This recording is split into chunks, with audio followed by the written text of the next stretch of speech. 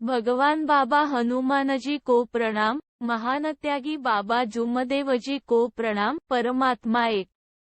माझा अनुभव, माझे नाव रुपेश बालाजी निखारे आहे। आज मी माझा अनुभव या अनुभव मालिकेत माझा प्रथम अनुभव मार्गात येण्याचे कारण सादर करीत आहे। आमचे कुटुंब परमात्मा एक मार्गात येण्याआधी फार सुखी, समाधानी आणि आनंदी होते। कुटुंबात आईवडील, मोठा भाऊ, लहान भाऊ, 2 मोठ्या बहिणी, 1 लहान बहीण आणि मी असा कुटुंबात 8 सदस्य होते। आमचा कुटुंब होता। आमची आर्थिक परिस्थिती छान होती। माझे वडील कोठारी ज्वेलर्स या दुकानात काम करीत होते। मोठे भाऊ मार्केटिंगचे काम करायचे। आई व मोठी ताई घरीच पेटीकोट शिवण्याचे काम करत होते। आई लग्नाचे आचारीचे ऑर्डर सुद्धा स्वतःच घ्यायची। तेव्हा मी इयत्ता 10व्या वर्गात शिक्षण घेत होतो। आम्हाला 10,000 रुपये महिना पडायचा, पण इतके पैसे मिळून सुद्धा एकही पैसा उरत नव्हता। फेब्रुवारी 2003 या वर्षी महाशिवरात्रीचा सण होता। या सणाआधी माझ्या मोठ्या वडिलांचा मुलगा म्हणजे माझे मोठे भाऊ आमच्या घरी आलेले होते। ते आमच्या घरापासून 1 किलोमीटर अंतरावर राहत होते। माझी मोठी आई रोज आमच्या घरी यायची आणि कुणाकडे पण बघत राहायची। त्यावेळी आम्ही तेवढे त्यांच्याकडे लक्ष देत नव्हतो। त्यांच्या मनात काय आहे हे आम्हाला माहीत नव्हते। आमच्या कुटुंबाची चांगली परिस्थिती आणि पैसे बघून त्यांच्या मनात काय आले असेल आम्हाला माहीत नाही। एके दिवशी महाशिवरात्रीच्या अगोदर मोठे भाऊ आमच्याकडे आले आणि आईला म्हणू लागले की मी महादेवाला जात आहे, तर तुम्ही तुमच्या दोन्ही मुलींना आमच्या सोबत महादेवाला पाठवा। त्यांचे लग्न झाल्यानंतर जाणे होणार नाही। यामागे त्यांचा काय हेतू होता ते आम्हाला कळलेच नाही। आईने त्यांना हो म्हटले, पण आम्ही साधे सरळ होतो, यामुळे आम्ही त्यांना समजू शकलो नाही। माझ्या मोठ्या वडिलांचा परिवार, मोठ्या भाऊचे सासरे आणि माझ्या दोन्ही बहिणी हर्षा आणि ज्योत्सना यांना घेऊन गेले। समोर काही दिवस लोटून गेले। महाशिवरात्रीचा सण गेला, सगळे महादेवाच्या यात्रेवरून परत येत होते। पण माझ्या दोन्ही बहिणी परत आलेल्या नव्हत्या। त्यामुळे आम्हाला काळजी वाटू लागली होती। मनामध्ये वेगळाच विचार यायचे आणि आई वडील रडत होते, पण त्यांचा काही पत्ता लागत नव्हता। अचानक एके दिवशी माझी मोठी बहीण हर्षा रडत रडत घरी आली। आईला पकडून रडायला लागली आणि म्हणत होती की ज्योत्सना ताईला बघा, यांनी काय केले, ती कशी करत आहे। आम्ही लगेच बाहेर जाऊन बघितले, तेव्हा माझी बहीण बेशुद्ध अवस्थेत पडली होती। तिला उचलून घरी आणले, जणू काही लाश आहे असे वाटत होते। घराच्या बाहेर लोकांची गर्दी झालेली होती। तेव्हा अचानक माझी ताई ओरडायला लागली, ताई वेगळीच काही करत होती। त्यावेळी ताईला असे करताना बघून आम्ही खूप घाबरायला लागलो होतो, कारण असे आम्ही कधीच बघितले नव्हते। तेव्हा ताईच्या अंगात भूत यायला लागले होते। माझे मोठे भाऊ म्हणायचे की घाबरू नका, आपण तांत्रिकांकडे जाऊन बाहेरचे बघू। त्यावेळी आई त्यांच्यावर ओरडली आणि म्हणू लागली की काय केले तुम्ही माझ्या मुलीला आणि कशी अवस्था करून आणली तिची। तेव्हा ते चूप राहिले आणि तिथून निघून गेले। ताईच्या उपचारासाठी एका तंत्रिकाला बोलवले होते। त्यामुळे ताईला थोडासा आराम मिळाला होता, पण तो आराम थोड्या वेळापुरतीच होत होता। नंतर परिस्थिती जशीच्या तशीच होत होती। ताईच्या अशा वागण्यामुळे आम्ही खूप त्रस्त झालेले होतो। ताई आम्हाला रात्री त्रास देत होती, सकाळी उठवायची आणि पूजा करायला लावायची। आपले उष्टे जेवण सुद्धा खायला देत होती। त्यावेळी आम्ही अंधश्रद्धेला खूप बळी पडलो होतो। आमचे आजोबा श्री गणपतीजी पराते हे या मार्गाचे सेवक होते व गट क्रमांक 4 मध्ये वास्तव्यास होते। यामुळे आम्हाला या मार्गाची जाणीव होती, कारण माझी आई बाबांची सेविका होती। आम्ही लहान असताना त्यांच्याकडे षष्टीचे हवनकार्य असायचे, तेव्हा ते आम्हाला निमंत्रण देऊन हवनकार्याला बोलवत होते. त्यावेळी आम्हाला हवनकार्य आवडत होते. आजोबांच्या घरची तत्वाची फोटो आणि बाबा हनुमानजी यांच्या फोटोला बघून आम्ही सुद्धा आईला म्हणत होतो की आपल्या घरी पण असे बाबा का नाही आहे. तेव्हा माझ्या वडिलांना हा मार्ग आवडत नव्हता. ते हवनाला येत नव्हते. पुढे ताईसाठी आजोबांना बोलाविण्यात आले. त्यावेळी त्यांनी ताईला तीर्थ करून दिले. त्या तीर्थामुळे ताईला आराम झाला. काही दिवसांनी आणखी ताईची प्रकृती बिघडली. असेच उपचार करता करता खूप दिवस निघून गेले. यामुळे आमची परिस्थिती खालवायला लागली होती. संपूर्ण काम वगैरे बंद झाले होते. एके दिवशी माझी मावशी अचानक आमच्या घरी आली. तिला बघताच माझी ताई ओरडून म्हणायला लागली की हिला तुम्ही घरी कसे काय येऊ दिले. ही तुमचे सगळे पैसे, सोने नेणार आहे.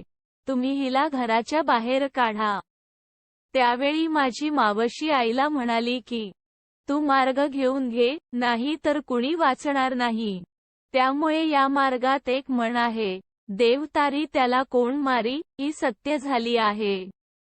नंतर घराजवळ असलेल्या श्री विजयजी कोहळे आणि श्री नारायण हेडाऊ या सेवकांना बोलाविले होते. त्यावेळी त्यांनी ताईला तीर्थ करून दिले. तीर्थ देताच तिला आराम व्हायचा आणि काही वेळाने पुन्हा बाधेचे प्रकार सुरू व्हायचे. असे करता करता आणखी काही दिवस निघून गेले. एक दिवस असा आला की माझ्या मोठ्या भावाच्या छातीमध्ये फार दुखायला लागले होते. त्यावेळी आईने भावाला दवाखान्यात जायला सांगितले. थोडा वेळाने माझ्या पण छातीमध्ये दुखायला लागले. तेव्हा आम्ही दवाखान्यात जाऊन औषधी घेतली आणि घरी परत आलो. त्यावेळी माझी ताई म्हणायला लागली की मी कुणाला पण सोडणार नाही, मी यांना मारून देईन. या घरातले एकही व्यक्ती राहणार नाही. ताईचे असे शब्द ऐकून आई आणि वडील खूप घाबरले होते. त्यावेळी आम्ही सगळ्यांनी विचार केला की आता आपल्याला मार्गात गेल्याशिवाय काहीही पर्याय नाही. शेजारच्या सेवकांनी सांगितल्यानुसार आम्ही मार्गात यायचा विचार केला. त्यांनी आम्हाला गट क्र. 6 चे मार्गदर्शक श्री चुडामनजी मोहाडीकर, रा. बांगलादेश, नागपूर यांचे नाव सांगितले. त्यावेळी मी, भाऊ आणि आई मार्गदर्शक मामाजी यांच्याकडे गेलो आणि त्यांना घरातील सर्व परिस्थिती सांगितली. तर ते काही वेळातच आमच्या घरी आले. ते घरी येताच माझी ताई फार ओरडायला लागली होती. त्यावेळी घराच्या बाहेर फार गर्दी जमा झाली होती.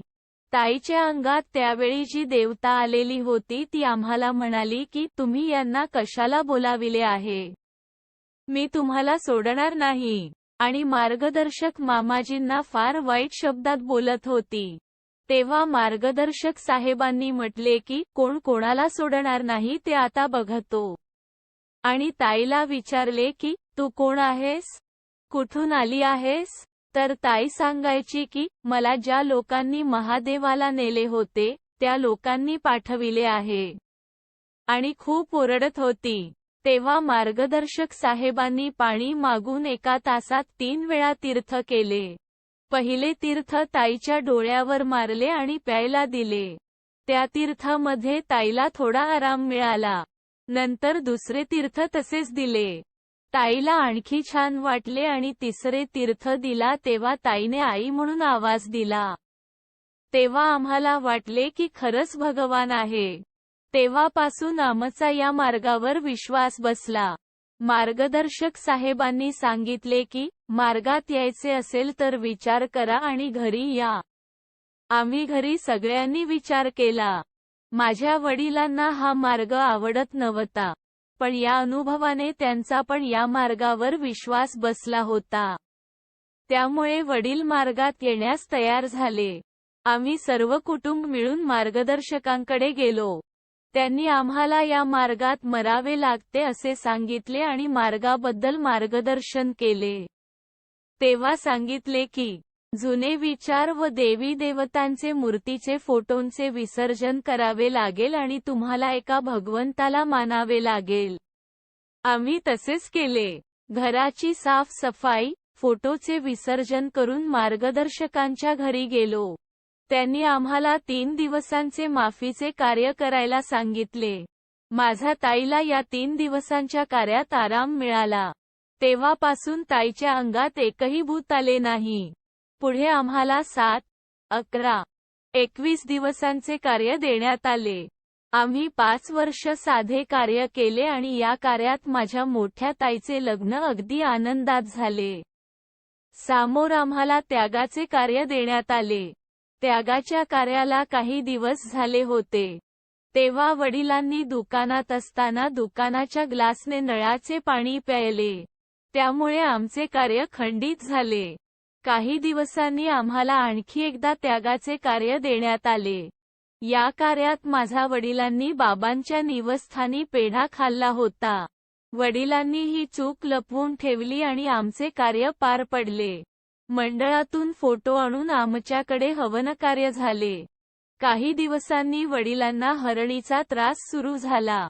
तेव्हा आम्ही वडिलांना विचारले की काही चुकी तर नाही झाली ना. वडिलांनी आम्हाला सांगितले की मी बाबांच्या निवासस्थानी पेढा खाल्ला होता. नंतर आम्ही ही चूक मार्गदर्शक मामाजींना सांगितले. त्यांनी आम्हाला 11 दिवसांचे आणखी त्यागाचे कार्य दिले आणि हे कार्य एकही चूक न होता छान पार पडले आणि हवनकार्य झाले. समोरील 9 हवनकार्य अगदी आनंदाने पार पडले. माझ्या ताईचे लग्न जुळले. ताईला सेवकांचे घर पाहिजे होते. ही इच्छा बाबांनी पूर्ण केली आणि ताईचे लग्न एका सेवकांच्या घरी झाले. आता आमची आर्थिक परिस्थिती चांगली आहे. आम्ही सुखी व समाधानाने जीवन जगत आहोत. लिहिण्यात काही चूक भूल झाली असेल तर भगवान बाबा हनुमानजी व महानत्यागी बाबा जुमदेवजी यांना क्षमा मागतो. नमस्कार. नाव रुपेश बालाजी निखारे. पत्ता नवीन वस्ती तांडापेठ नागपूर. सेवक क्रमांक 20927. मार्गदर्शक श्री चुडामनजी मोहाडीकर. गट क्र.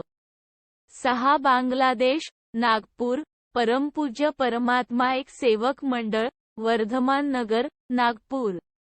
सर्वांना माझा नमस्कार.